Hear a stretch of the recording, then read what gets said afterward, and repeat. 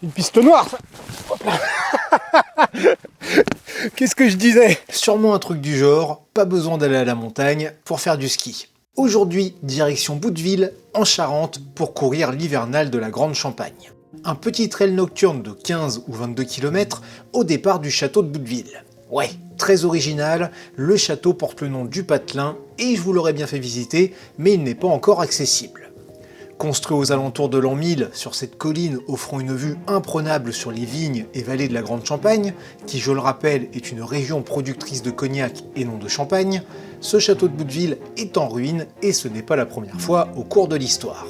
À l'abandon depuis 1950, il a été classé monument historique en 1984 et subit depuis quelques années d'importants travaux de restauration. La bonne nouvelle, c'est que si tout va bien, il sera possible d'en voir à l'intérieur d'ici quelques mois. Avis aux amateurs. Bref, après avoir profité quelques instants de la chaleur d'Abrasero, la nuit tombe et nous sommes une colonne de 500 coureurs prêts à nous élancer sur ces deux parcours qui s'annoncent casse-pattes. Petit test de coordination pour vérifier que tout le monde sait bien différencier sa droite de sa gauche, lancement du compte à rebours, allumage des lance-flammes et c'est parti.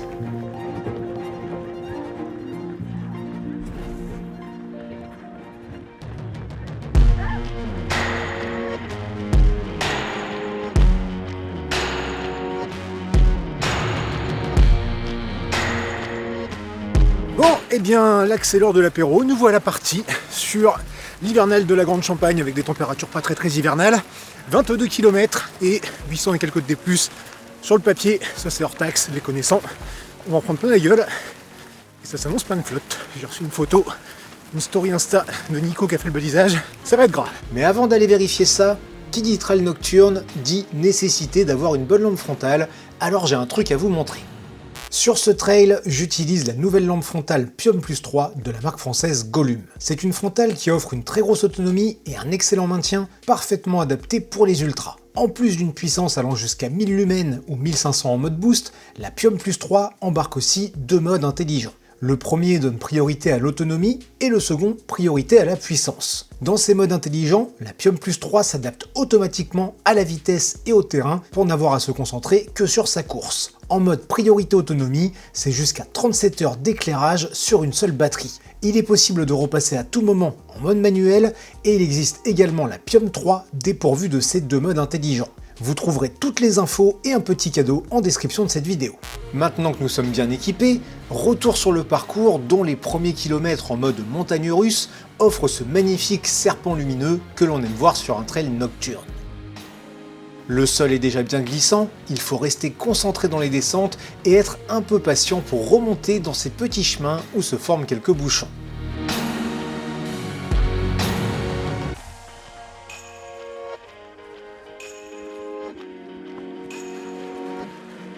Bon, on a fait 2 km 4 et la veste hiver, je commence à bien la regretter. Ouais, faut dire que pour une version hivernale, il ne fait pas si froid et à courir dans ces bosses, ça transpire fort. J'ai un peu fait une erreur de débutant côté équipement.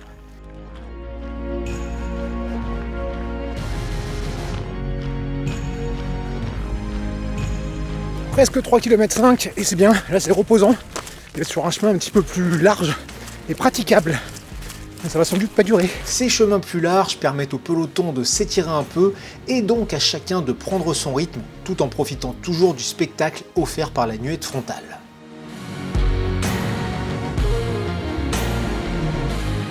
Une piste noire, ça. Hop là. Qu'est-ce que je disais? En tout cas, c'est comme d'hab sur la Grande Champagne, on ne va pas dire que le balisage il est mauvais. Là pour se perdre, faut y aller. Il y en a partout. Et en plus, l'accès de nuit, réfléchissant, pas de soucis. Bon, voilà, les 5 premiers kilomètres de fait en 42 minutes 15. Ils avaient dit qu'après les 5 premiers, ça irait mieux. Comme après, il y en a 3 à la fin qui sont un peu hard. 5 et 3, ça fait 8. Donc théoriquement, les 14 prochains devraient être plus cool, mais si j'y crois moyen. En plus, dans la description de la course, sur le site, c'est marqué qu'avant la fin, on va finir sur les genoux. Bon, j'ai fini sur le cul. On va voir ça. Bon, c'est pas tout. Mais comme il y a déjà 5 bornes, se ravitailler un petit peu, ça fera pas de mal parce qu'il en reste quand même. Pour tout vous dire, j'ai grave la dalle, mais comme c'est une course en autonomie, il n'y a pas de ravitaillement et on reparlera de bouffe un peu plus tard. Pour l'heure, j'avance tranquillement en me mouillant les pieds régulièrement.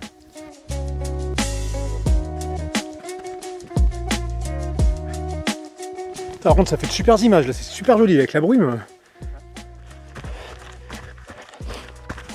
Bon, et ben 1 heure de course, enfin 59 minutes. Et là, je suis sur un single avec, je vois au loin des petites lumières rouges, derrière quelques frontales. Et je suis au milieu tout seul et on n'a pas encore fait la bifurcation pour le parcours de 15 et le parcours de 22 sur lequel je suis. Je sais que le trail est complet, mais je voulais te demander combien on était sur chaque parcours. Je sens que je vais me retrouver assez seul pour profiter du noir et du calme pour la suite de cette course. Normalement, la bifurcation est au 7e kilomètre. Là, on est déjà presque à 8. Alors, soit c'est un peu plus tard que prévu, soit le parcours va faire 35 bornes.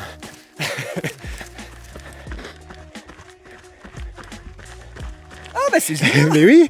Non mais ça fait sérieux. Ah ouais merde. On voit que l'organisation tout de suite. Attends, le bifurcation, le 15 à droite, le 22 en face. À droite où là?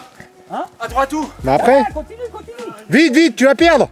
C'est toujours plaisant de croiser les bénévoles et l'équipe d'orga ici. Ils sont vraiment super sympas. C'est pour ça que ce trail, que ce soit là la version hivernale que je fais pour la première fois ou la version estivale que j'ai fait déjà 2 fois, franchement, allez-y, parce que c'est vraiment agréable. Petite parenthèse sur cette édition estivale que j'ai couru 2 fois sur la distance 52 km, dont une fois avec des conditions météo assez particulières. Sur ce parcours nocturne, je reconnais certains chemins empruntés de jour et ces quelques images vous donnent un aperçu du paysage. Le trail de la Grande Champagne, c'est fin juin et c'est vraiment un bel événement.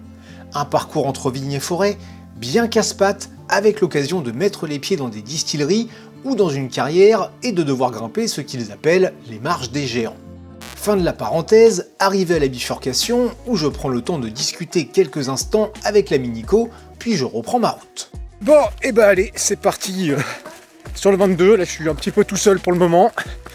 Donc visiblement, on est moitié-moitié 22 et 15. Mais les 22, je trouve, ils sont le premier à 25 minutes d'avance. Ah, je vois déjà des lumières devant, donc il y a peut-être du monde pas loin. Par contre, pour le moment, personne derrière. On va voir ça. Ah, ça va être bien.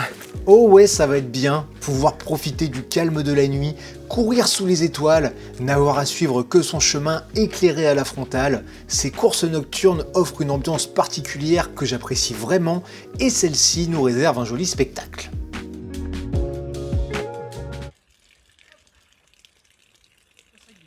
Ouais, mais bon, tu vois, mi-course, ça s'arrose. Putain, je me sens léger après cet arrêt pipi. On va y aller maintenant. Bon, en vrai, je commence à avoir mal aux pattes, je n'ai plus trop l'habitude de courir dans la boue et je sens que j'ai déjà un peu trop transpiré et cramé de calories. Alors c'est pas compliqué, je connais la procédure, boire et manger en avançant tranquillement jusqu'à ce que ça aille mieux. Regardez-moi cette lune là-bas. C'est magnifique. Il est là ce fameux spectacle dont je parlais. Ce lever de lune au-dessus des vignes était juste magnifique et ces images sont très loin de vous montrer à quel point c'était beau. De toute façon, il n'y a pas de secret. Pour en prendre plein les yeux, il faut aller vivre ce genre de moment. C'est parfois quelques heures d'effort pour juste quelques secondes ou minutes d'émerveillement, mais ça vaut le coup. 1h40 de course, 13 km. Là on est un petit peu en hauteur avec un petit vent de face, je crois, ça aide pas, ça grimpe légèrement. Pas se mentir, ça pique un peu quand même dans les jambes. Hein.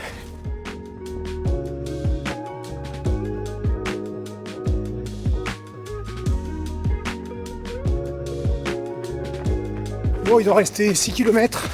Ça fait 2 heures que je cours. Et je vais pas vous mentir, ça tape un peu les pattes quand même. Là. Et habituellement, je pars toujours avec trop de bouffe. Et bah pour une fois, j'ai pris 3 trucs. Il ne reste plus qu'une seule barre. Alors pour 6 bornes, ça doit gérer, mais ça pique quand même. Et ouais, vraiment, j'ai faim. En même temps, avec un départ à 18h30, bah là, 2 heures, il est 20h30. Ton arrivée, il va être, je sais pas, 21h, 21h15. Bon, un peu plus peut-être, je sais pas. Puisqu'il paraît que la fin est vraiment costaud. Donc ouais, j'ai la dalle, quoi. J'ai pas pris de goûter. Chier, hein.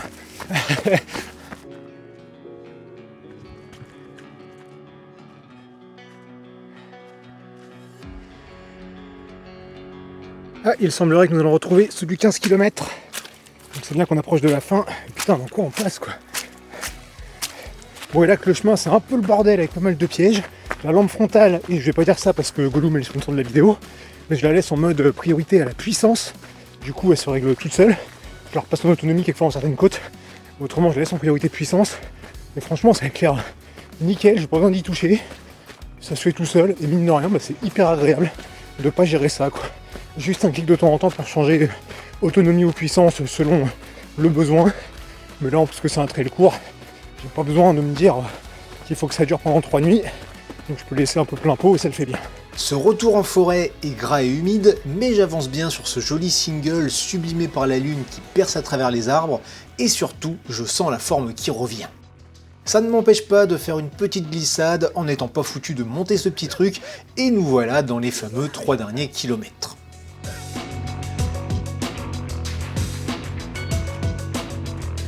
Putain de descente de l'enfer, quoi. Ah, bordel. Bon, et on entend bien l'arrivée, puis on commence à la voir aussi, en face là-bas. Ça ressemblerait bien au château de Bouteville, le truc lumineux là. L'arrivée, donc là on descend vachement, et après on va remonter sec. Et si vous trouvez que j'ai l'air en meilleure forme que tout à l'heure, c'est parce que j'avais gardé ça pour la fin, là. Petite barnaque, ça je les garde toujours pour la fin. Ça me remet toujours une patate. Celle-là j'aime beaucoup. ça fait partir direct, alors là je la mange par petits morceaux. Bim.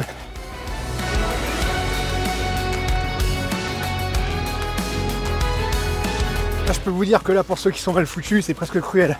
Parce que là, on redescend, là-bas, il y a le château avec l'arrivée. L'arrivée, on l'entend vachement bien. Et là, on voit qu'on remonte, on va se retaper un pétard, laisse tomber. Et je crois que c'est pas le dernier. Voilà, quand t'es pas bien, il te reste à peine 2 bornes à ta montre. Tu te dis putain. Après quelques passages que j'avais déjà fait et trouvé bien jolis de jour, nous voilà de retour à Bouteville pour l'ultime ascension. Quelques cordes ont été installées pour nous aider à monter cette bosse, et au final, ces 3 derniers kilomètres, je ne les ai pas trouvés si terribles que ça. Mais comme je l'ai dit, j'ai eu un bon retour de forme pour cette fin de parcours. Nous voilà au niveau du château, et reste à faire un petit tour, histoire d'accéder à la ligne d'arrivée, que je franchis en 2 heures, 51 minutes et 58 secondes. Là, pas de low finisher, et j'ai envie de dire que c'est pas plus mal. Ça évitera d'avoir encore un truc qui finit au fond d'un placard ou d'un tiroir. Mais à la place, et c'est selon moi bien mieux, c'est repas chaud et grosse ambiance. Un seul regret pour moi, c'est de ne pas avoir eu de vraies conditions hivernales, genre gros froid avec paysage blanchi par le gel ou la neige qui aurait réfléchi la lune et qui m'aurait évité d'avoir à laver mes pompes. J'ai pas grand chose d'autre à rajouter, c'était chouette. 22 bornes, un peu moins de 3 heures, du dénivelé qui casse les pattes, du plaisir, des étoiles, de la boue, tout ce qu'on veut. J'espère que ça vous a plu et je vous dis à très bientôt.